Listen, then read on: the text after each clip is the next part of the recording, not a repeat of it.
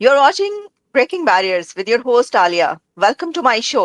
हमें आज हमारे प्रोग्राम में ज्वाइन कर रहे हैं जनाब साजिद तार साहब। किसी तारुफ के मोहताज नहीं है, रिपब्लिकन एनालिस्ट के तौर पर हमारे प्रोग्राम में ज्वाइन कर रहे हैं और इसके साथ साथ हम बात करेंगे इंडिया पाकिस्तान की कुछ खबरों पर। साजिद तार साहब, बहुत शुक्रिया सर, मेरे प्रोग्राम के लिए वक्त निकाला। My pleasure. Thank you so much. Sir, सबसे पहले हम जिस खबर पर मैं आपसे बात करना चाहूंगी वो तो ये है कि अब इंडियन मीडिया और इंटरनेशनल मीडिया ये खबर दे रहा है कि चैंपियंस ट्रॉफी का कोई फैसला हो गया है। इंडियन मीडिया लिखता है PCB backs down on Champions Trophy, willing to accept hybrid model but there is a catch.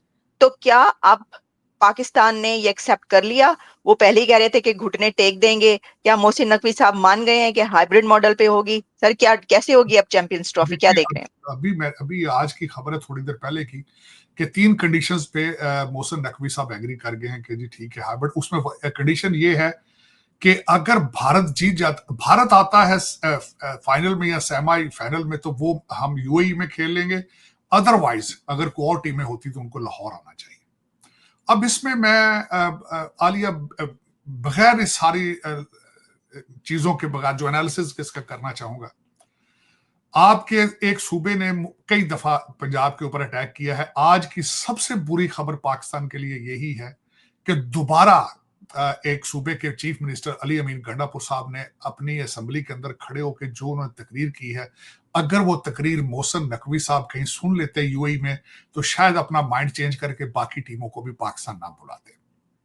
उसकी वजह यह है कि अली अमीन गंडापुर साहब ने आज कहा है कि इस्लामाबाद पे फिर अटैक करेंगे और गोलियां चलाने वाले इस दफा तैयार हो जाएं कि हम गोलियों का जवाब गोलियों से देंगे। हालांकि वो पिछली दफा भी तैयार होकर आए थे, उनके पास असला मौजूद था, वो अफगानी भी साथ लेकर आए थे और उन्होंने शेलिंग भी की। लेकिन इस दफा वो कहते हैं हम मजीद तैयार होकर आए हमला करने के लिए। अगर आप अपने कैपिटल को, अपने शहरियों की, अपने पाकिस्तान के शहरियों की जानो माल की हिफाजत नहीं कर सकते तो फॉरेन टीमों को बुलाने की क्या जरूरत है? पहला तो सबसे बड़ा क्वेश्चन ये। खुदा ना करे, मैं कहता हूं ये मैं कह नहीं, अगर खुदा ना करे फिर कोई इस तरह का वाकया हो जाए श्रीलंका जैसी टीम का, फिर आप क्या करेंगे? मैं यहां पे आपके रिपोर्ट नहीं किया गया, मैं बल्कि ये जेरूसलम टाइम ने ये एक रिपोर्ट दी है कि उन्होंने सरीना, पेशावर को और वहां पे गाफ कोर्स को उन्होंने अपने अमेरिकन सिटीजन को जाने के लिए उन्होंने मना कर दिया 16 दिसंबर तक। लेकिन ये कि आप ये क्यों बुला रहे हैं इनको? आप क्रिकेट मैच किस तरह क्यों कराना चाहते हैं यहाँ पे? सर 11 दहशतगर्द पकड़े गए लाहौर से। नहीं, जब आप अपने शहरियों की जान की जमानत नहीं दे सकते। 121 तो पारा चिनार में मारे गए, 121 तो मारे जाएंगे, 200-300 तो बंदा वहां बैठा है उनका इस वक्त हॉस्पिटल्स में बैठा पारा चिनार का, जिसके ऊपर अली अमीन गंडापुर का कोई उसकी तवज्जो ही नहीं है उनकी। वो उनको तो पाकिस्तानी नहीं समझते, अपने लोगों को तो वो 1-1 करोड़ रुपया दे रहे हैं, उनको वो 50-50 हजार भी देने के लिए तैयार नहीं है। ये भी 1-1 करोड़ रुपया तो सिर्फ एक स्कीम है, पांसी स्कीम है। 1 अरब रुपया इकट्ठा करेंगे, लोगों से चंदा मांगेंगे। पीटीआई की सबसे बड़ी स्पेशलिटी क्या है? चंदा मांगना। इमरान खान साहब इज नॉट अ सियासी पर्सन टू बिगिन विद। उन्होंने जब अपने असेंबलियों में जाके अपोजिशन में नहीं बैठे थे और असेंबलियों से रिजाइन किए थे, उन्होंने प्रूव कर दिया था he is not a political leader. और exactly he has come to his point, he is a मुर्शद नाउ। वो अब आगे अब मेरे ख्याल में तावीज दिया करेंगे लोगों को, लड़कों की दुआएं दिया करेंगे। सियासत में उनकी कोई गुंजाइश ना थी, ना है, ना उनका मूड है। इस तरह सियासत नहीं होती। 25-25 साल के लड़के ला के उनको मिनिस्ट्रियां पकड़ा दी जाए और उनको कंट्री तबाह किया जाए। इन्होंने बाजवा साहब को कहा था मेरे पास 200 लोगों की टीम है, मैं लेकर आऊंगा, पाकिस्तान में दूध की नहरें चलेंगी। वो कहां चलेंगी? बल्कि उनमें से कई उन्हीं 25-25 साल के जो बच्चे लेकर आए थे, उन्होंने आगे मजीद बच्चे दे दिए। गोगियां निकल आई कई उनमें से, जिनका पता रिडार पर नहीं थी वो बिल्कुल। उस्मान बुजदार निकल आया, फिर उसमें एन से उस्मान बुजदार, एन से अली अमीन गंडापुर, एन से सारा। ये मेरा मकसद आप सियासी लोग तो है ही नहीं आप। बल्कि 3 चीजें मैं आज आपको बताना चाहूंगा जो मेरी नजर से पिछले हफ्ते गुजरी हैं, जो कि पाकिस्तान के लिए इंतहाई खतरनाक है। मुझे आप ये बताएं, आपकी most important ministry Mohsin Naqvi साहब है, इंटीरियर मिनिस्ट्री, उनका कोई हल्का है? Either he is an MNA और सेनेटर, नन। औरंगजेब साहब में आपकी फाइनेंस मिनिस्टर हैं, द की पोजीशन है उनके पास, उनका कोई हल्का है? MNA है, सेनेटर है, क्या है, उनका कोई मुस्तकबिल है? उनके वालिद साहब का क्या नाम है? उनके बच्चे कहां हैं? किसी को पता है इस चीज का?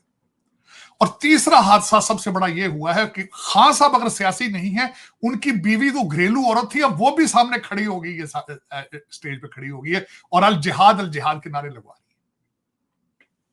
सर वो बड़ी फूट पड़ गई है जमात के अंदर, कहाँ जा रहे हैं? नहीं जी, वो अगली फ्यूचर में वही, she is the prime minister, she is the prime. मैंने अगले दिन किसी को कहा है कि मैं एक सिनेरियो आपके सामने रखना चाहता हूं कि if she becomes the prime minister, बच्चियों को, स्कूलों को बंद कर दिया जाए। पहले तालिबान खान कहा जाता था इमरान खान को, Taliban Khan. She is the superlative degree of himself.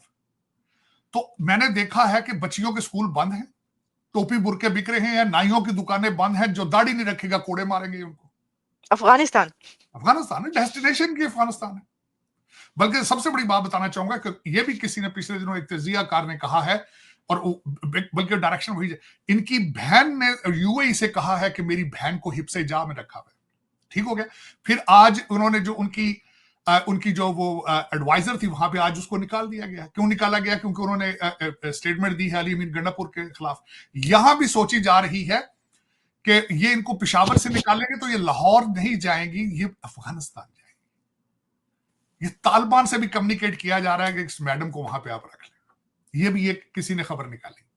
तो अगर ये इस तरह ये प्राइम मिनिस्टर ये बनती है, बस आएंगे ना आगे। खान साहब में तो देखें कोई फर्क नहीं है ना, मुर्शद पाक नहीं, आप बुशरा बीबी की बात करें। बुशरा बीबी की बात कर रहा हूं। देखिए स्टेज पे चढ़ी, उन्होंने कहा जी मैं गोलियां खाऊंगी, जाऊंगी, मरूंगी। और सबसे बड़ा जो नुकसान, गलत बात उन्होंने की है, उन्होंने कहा कि तुम पठान हो, तुम पठान पीछे नहीं हटते। उन्होंने उनको तैयार करके लाई है कि तुम अटैक करो जाके इस्लामाबाद के ऊपर।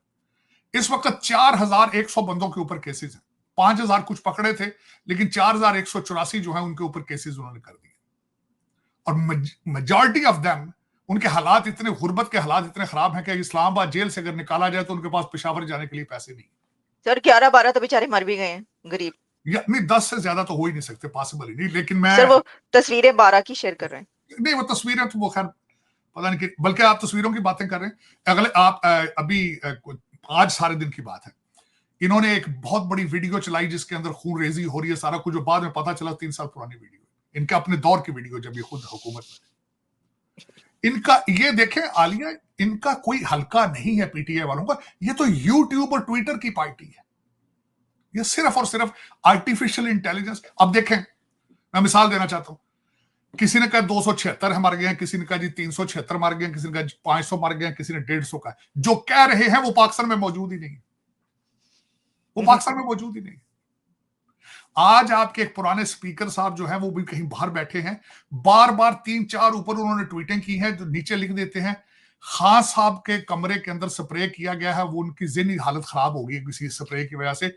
नीचे लिख देते हैं क्रीपीज राय। भाई आप तो यहां बैठे हो, आपका क्रीपीज राय कौन सा है? सर स्प्रे की वजह से ज़हनी तवाज़ुन मुझे समझ नहीं है कैसे खराब हो सकता है। उन्होंने मच्छर मारने का स्प्रे हो सकता किया हो, लेकिन इनको किस तरह पता चल रहा है? ये बंदा तो खुद अमेरिका में बैठा है ना, ये जर्नलिस्ट है। साथ लिख देते हैं क्रीपीज राय। लेकिन आलिया इनका कसूर नहीं है, इनका नहीं बिल्कुल कसूर। देखें सोचा जाए, पिछली दफा भी 12 जिले फलांग कर वो चले गए थे, पेशावर असेंबली में नमूदार हो गए थे। इस दफा भी वो किस तरह मक्खन से बाल की तरह निकलकर वो मानसहरा पहुंच गए। और फिर वहां जाके फिर उनको इजाजत दी गई है कि आप इस वक्त, इस दफा तो सुना सीधा फौज का नाम ले रहे हैं कि फौज ने हमारे ऊपर गोलियां चलाई हैं। बल्कि उन्होंने उनके एक लीडर ने, किसी ने कहा कि लाइट मशीन गन LMG के साथ हमारे साथ फायरिंग हुई है। और दूसरा, मैं जो इनको चैलेंज करना चाहता हूं, आलिया जिस वक्त इनको निकाला गया है डी चौक से, 1 घंटे के अंदर अंदर मोहसिन नकवी और अतात आर्ड साहब ने आके प्रेस कॉन्फ्रेंस की 1 घंटे के अंदर। अगर वहां डेड बॉडियां होती तो उनको किस तरह उन्होंने उठाना था? सर लेकिन साहिब साहब, खान साहब की जान खतरे में है, ये कहा जा रहा है। नहीं, जान तो 23 करोड़ लोगों की जान खतरे में, कि खान साहब के अकेले की जान किस तरह खतरे में? वहां पे तो किसी की जान भी ठीक नहीं है। जो हालात वहां पे चल रहे हैं, को पता है, it's a land of unpredictable. वहां पे तो किसी की जान भी ठीक नहीं है। मेरे, अगर मुझसे जाती तौर पर पूछा जाए, मैं आलिया टिकट कराता हूं पाकिस्तान जाने के लिए, साथ ही एंटी डिप्रेसेंट लेने शुरू कर देता हूं, क्योंकि कोई पता नहीं है कि मेरे साथ एयरपोर्ट पे उतरना है, मुझे उन्होंने पकड़ लेना है, किसने क्या करना है, मेरे ऊपर हीरोइन डालनी है, जूते मारने हैं, क्या करना है, आपको पता ही है। आपको मतीउल्लाह जान बेचारा सिगरेट नहीं पीता, उसके ऊपर इन्होंने आइस डाल दी। बड़े अफसोस की बात और है। फिर उसके बाद अदालतें क्या है, गुड टू सी यू वाले जारी बैठे हैं। अदालतें तो ना होने के बराबर है ना, सारी गुड टू सी यू कर रहे हैं। बल्कि अब में कहां गए हैं वो जज गुड टू सी यू वाले, जिन्होंने मना कर रखा था कि यहां पे आपने आके एहतजाज इस्लामाबाद में नहीं करना, बाहर करना, लेकिन वो किसी के सेहत पर कोई असर नहीं। दर हकीकत मेरे ख्याल में मैं आलिया रोमन सिविलाइजेशन और चाइनीज सारे पढ़ता रहता हूँ चीजें। इनमें से मैंने किसी किताब में बहुत अरसा पहले पढ़ा था, जब सोसाइटी को खत्म करना हो, जिस सोसाइटी को डैमेज करना हो, उसमें उनको अवाम को बावर करा दिया जाए कि तुम्हारी फौज तुम्हारे खिलाफ है, तुम्हारी पुलिस तुम्हारा सबसे बड़ा खतरा है। अमेरिका में भी डिफेंडिंग पुलिस इसी तरह शुरू हुई थी, वहां पे भी अब फौज के खिलाफ उनको किया जा रहा है, आपकी पुलिस के खिलाफ किया जा रहा है। तो इसी तरह सोसाइटियां खत्म होती। लेकिन उसमें आलिया, क्रिकेट से 1 मिनट हट के बात करें, जिस दिन अटैक इस्लामाबाद के ऊपर हुआ है, उस दिन बेलारूस के सदर बैठे थे वहां से 1 मील के फासले, 1 मील फासले 43 बिजनेसमैन वो साथ लेकर आए, 75 लोगों का उनका डेलीगेशन था, और वहां पे उन्होंने सारा दिन और सारी रात गोलियों की आवाजें सुनी। आपका क्या ख्याल है, जरा दिल थाम के ये बताएं, वहां पे क्रिकेट के मैच होने चाहिए? और फिर एक मैं और उसकी मिसाल देता हूं, चलें ठीक, चल टेररिज्म कोई उन चीजों को साइड पे रखें, वो तो आपके कंट्रोल से बाहर है। आज से तकरीबन 1 महीने पहले आपकी फील्ड हॉकी की टीम चाइना जा रही थी, उन्होंने 11 लोग होते हैं, 12 लोग खेलने वाले थे, 60 लोगों को साथ लेके जा रहे थे, वो 5 करोड़ रुपया गवर्नमेंट से मांगा जा रहा था, मालशीए तक वहां से पाकिस्तान से साथ लेके जा रहे थे। तो इन सरकार, अच्छा सब आपको पता है, इन्होंने बताया आप इस हंगामे के ऊपर कितना पैसा लगा? 33 करोड़ रुपया खर्चा है, ये जो जिसमें आंसू गैस और सारा कुछ, ये आपकी गवर्नमेंट ने आज स्टेटमेंट दी। और आपको पता है ये जो कुछ भी हो रहा है, सबसे बड़ी तो बात यह कि 23 करोड़ लोग समझते हैं कि दुनिया सारी आंखों से अंधी और कानों से बहरी है। आपका क्या ख्याल है, IMF वाले ये सारा चीज देख नहीं रहे? 33 करोड़ तो पंजाब गवर्नमेंट ने या फेडरल गवर्नमेंट ने डिफेंड करने के लिए लगाया, जो 33 करोड़ पेशावर वालों ने लगाया, क्योंकि एम्बुलेंसें लेकर आए हैं, 40 के करीब तो गाड़ियां छोड़ के भागे हैं वो।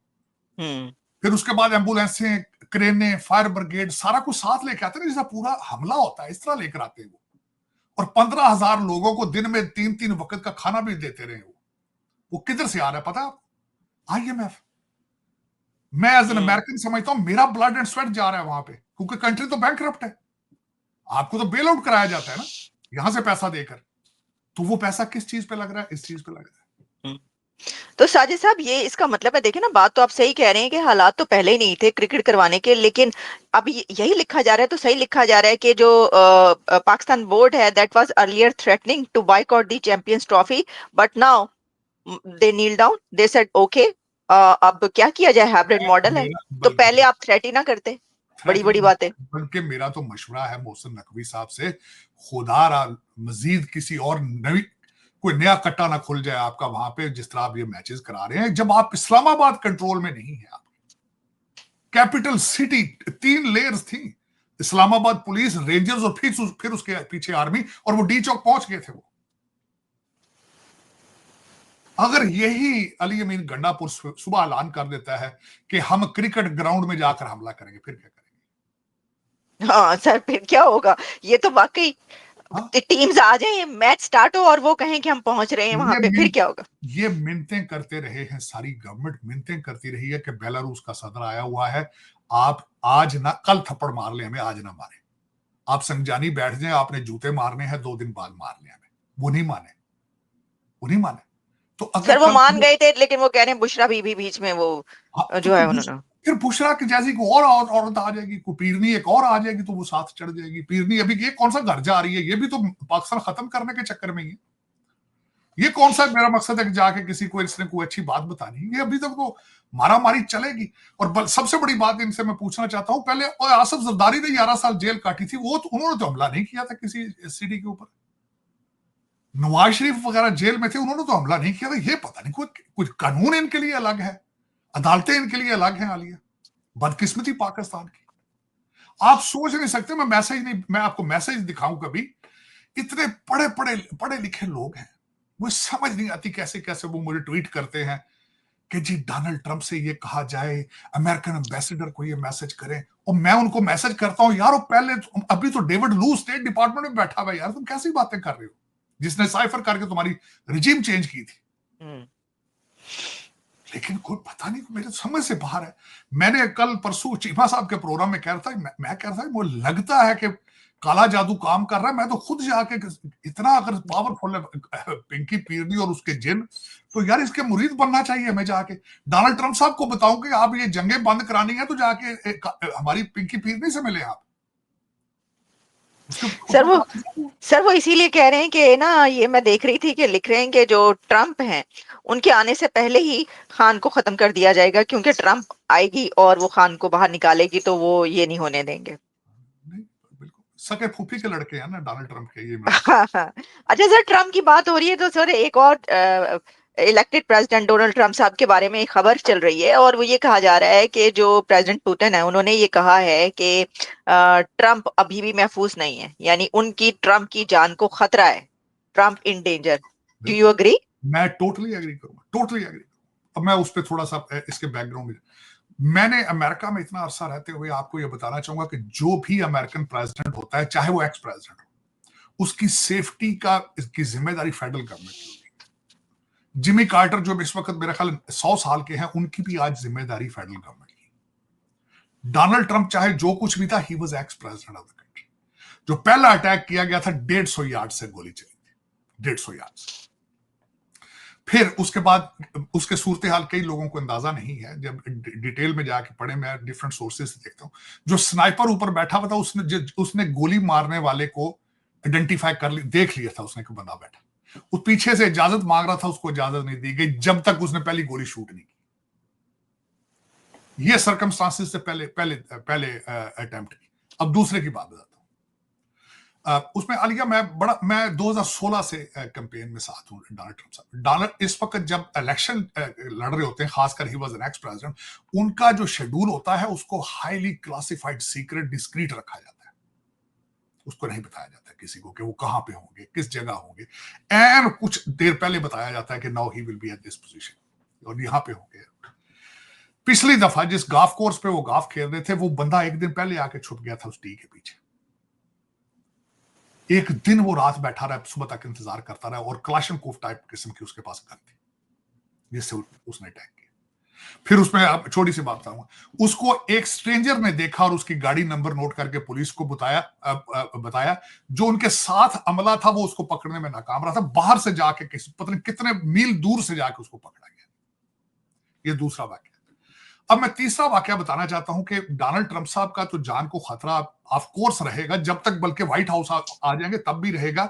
डोनाल्ड ट्रंप साहब की कैबिनेट के 4 लोगों को थ्रेट की गई पिछले हफ्ते। पहली थ्रेट जिसको की गई है एलिस स्टेफनक, जो उनकी न्यूयॉर्क से कांग्रेस वुमन है, जो कि बहुत मशहूर हुई थी, जिन्होंने आईवी लीग स्कूलों के जो चांसलर थे उनको ग्रिल किया था। She will become an permanent ambassador to United Nations. उनको थ्रेट आई, डेथ थ्रेट। बल्कि उनका 3 साल का बच्चा उनके हस्बैंड के साथ, she is a serving Congress woman, वो न्यूयॉर्क जा रहा था तो उसको थ्रेट की गई थी, तुम्हारी गाड़ी में बम है। दूसरा जो बंदा है फ्लोरिडा से, मैट गेट्स, जिसको अटॉर्नी जनरल के लिए नॉमिनेट किया था, तो वो विड्रॉ कर गया। दूसरी डेथ थ्रेट उसको आई थी। तीसरी जो जिसको डेथ थ्रेट आई है वो कांग्रेस वुमन है ऑरिगन से, लॉरी शेवज उनका नाम है, डिपार्टमेंट ऑफ लेबर की वो बनेगी इंचार्ज।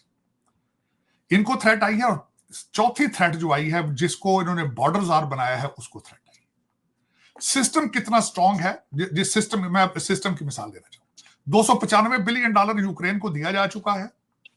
295 बिलियन। बाइडेन साहब ने वादा किया है कि वो निकलने से पहले $66 बिलियन मजीद देकर जाएंगे। और तीसरी बात यह थी कि उन्होंने पिछले हफ्ते, बल्कि यह भी एक बगावत के जुमरे में आता है, पिछले हफ्ते उन्होंने यूक्रेन को परमिशन दी है कि हमारे लॉन्ग रेंज मिसाइल आप चला सकते हैं।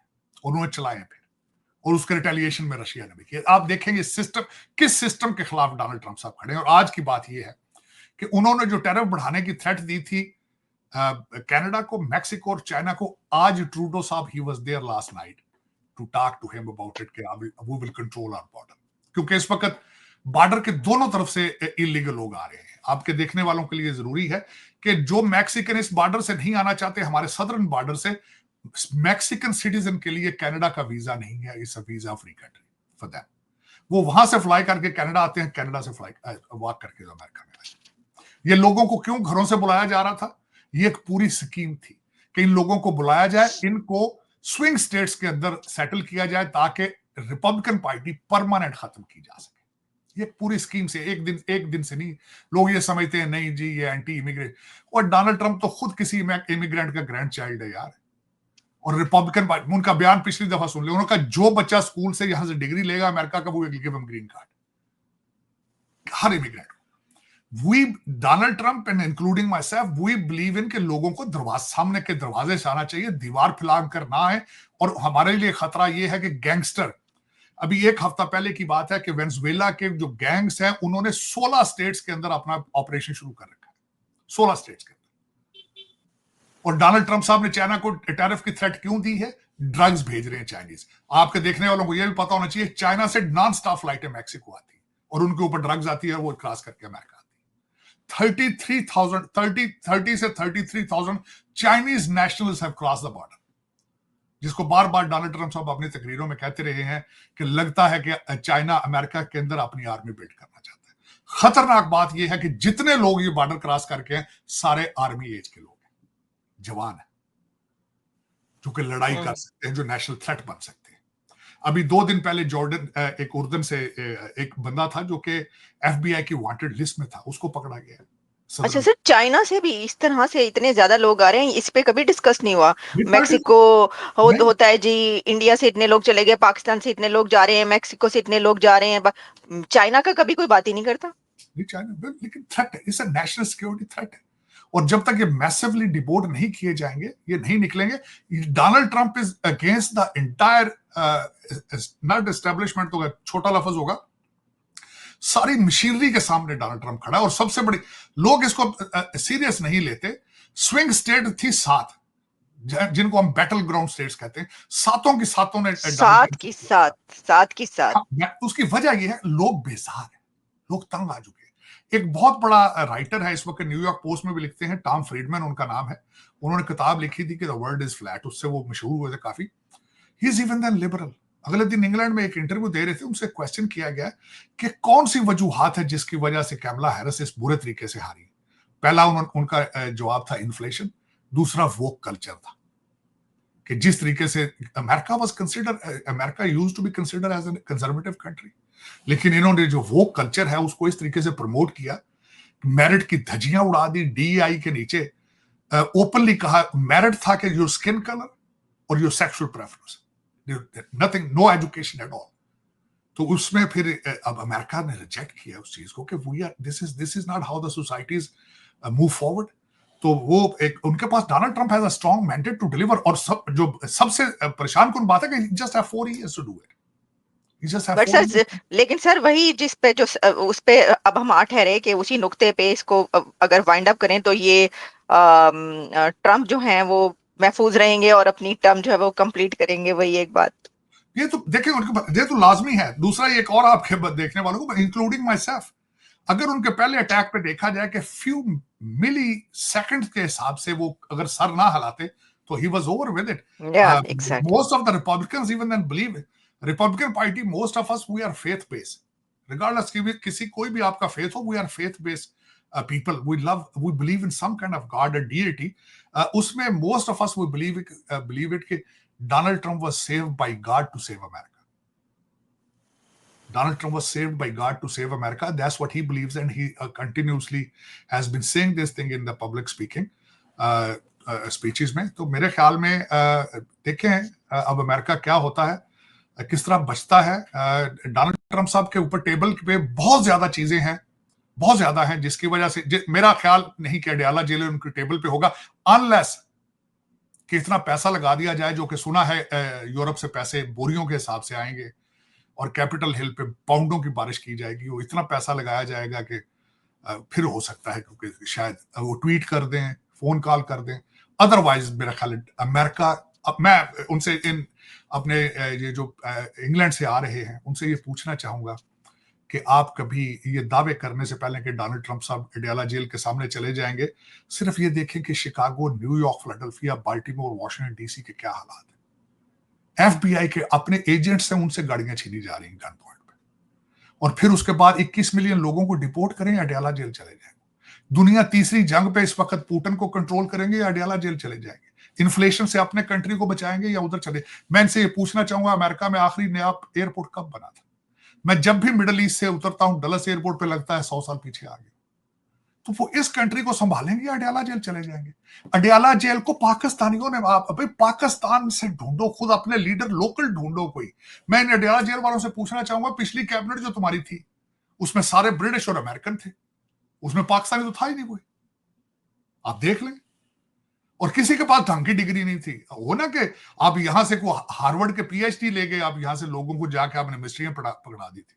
मैं सब मेजॉरिटी को पर्सनल जानता हूं, बड़ी सती सी उनकी एजुकेशन थी। हाँ, इंग्लिश एक आपको प्रॉब्लम और भी है ना, आलिया जो पाकिस्तान में अच्छी इंग्लिश बोल लेता हो, आप उससे भी इंप्रेस होते हैं, ये भी एक प्रॉब्लम। और फिर यहां पे खान साहब ने कवालियां करा करा के शौकत खानम के लिए, नुसरत फतेह अली, मैं समझता हूं कि खान साहब से ज्यादा नुसरत फतेह अली ने पीटीआई के लिए काम किया। वो यहाँ पे कवालियां करते थे, डॉक्टरों को बुलाते थे। इसलिए तो यहाँ पे मेरे जो डॉक्टर भाई है वो पागल होते जा रहे हैं, स्ट्रेस में है इस वक्त। He is in love, they are say. आज भी एक डॉक्टर मुझे मिला है, ऑलमोस्ट इन टीयर्स, कहता है यार खान साहब पाकिस्तान की तकदीर बदल देंगे। मैंने कहा किस तरह यार, मुझे कुछ बताओ तो सही ना। साथ ही एक दोस्त बैठा था, उसने फौरन मीम निकाली जिसमें खान साहब कह रहे हैं कि पाकिस्तान में 12 मौसम है। मैंने कहा यार 12 मौसम मैंने दुनिया में सुने ही कभी।